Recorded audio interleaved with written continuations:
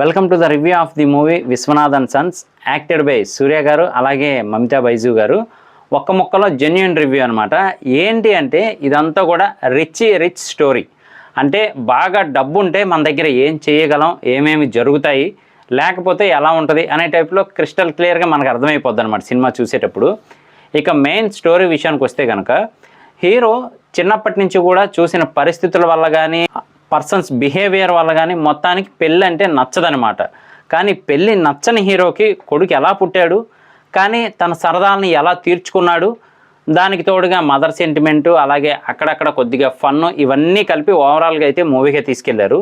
ఇక first half second half విషయానికి వస్తే కనుక ఫస్ట్ హాఫ్ స్టార్టింగ్ మనకు కొంచెం ఇంట్రెస్టింగ్గా ఉన్నప్పటికీ తర్వాత వెళ్ళే కొద్దీ కూడా కొంచెం లాగీగా అనిపిస్తూ ఉంటుంది. సెకండ్ హాఫ్లో చాలా లాగీగా అయితే అనిపిస్తూ ఉంటుంది. అంటే నా పర్సనల్ ఒపీనియన్ చూసిన తర్వాత. కానీ కొన్ని సీన్స్ మాత్రం బాగా రిచ్గా తీశారు. సూర్య గారి క్యారెక్టరైజేషన్ కూడా బాగా ఎలివేట్ చేశారు. ఇలా అనిపిస్తూ ఉంటుందన్నమాట.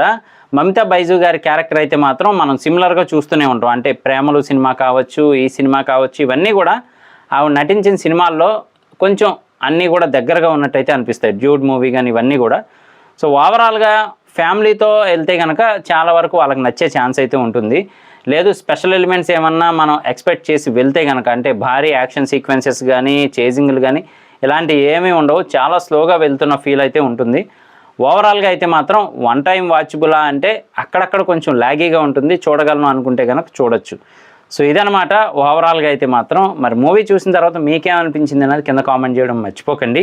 ఎక్కువగా ఎమోషనల్ కనెక్ట్ చేయడానికి అయితే ట్రై చేశారు వెంకీ అట్లూరి గారు. కానీ అక్కడక్కడైతే అది ఫెయిల్ అయినట్టు అనిపిస్తూ ఉంటుందన్నమాట. అలాగే ఈ మూవీ అంతా కూడా తెలుగు డైలాగ్స్ ఎక్కడ మనకు కనబడవు అనమాట. అంటే యాక్టర్స్ డైలాగ్స్ చెప్తున్నప్పుడు లిప్సింగ్ క్లియర్గా తెలుస్తూ ఉంటుంది. ఓన్లీ తమిళ డైలాగ్స్ మాత్రమే చెప్పించారు మూవీ అంతా అని చెప్పి. కనీసం అదేదో ఏ ఆప్షన్ వాడి లిప్సింగ్ అయినా కనీసం తెలుగులో వచ్చేలాగా ఉంటే బాగుండేదనమాట. వెంకీ అట్లూరి గారు అంటే మెయిన్లీ నాకైతే ఎక్స్పెక్టేషన్స్ నెక్స్ట్ లెవెల్లో ఉన్నాయి.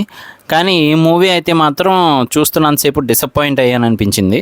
మూవీ చూసింటే మీకేమనిపించింది అనేది కింద కామెంట్ చేయడం అసలు మర్చిపోకండి. నేను మీ ప్రసాద్, మళ్ళీ నెక్స్ట్ వీడియోలో కలుస్తాను. Love you all.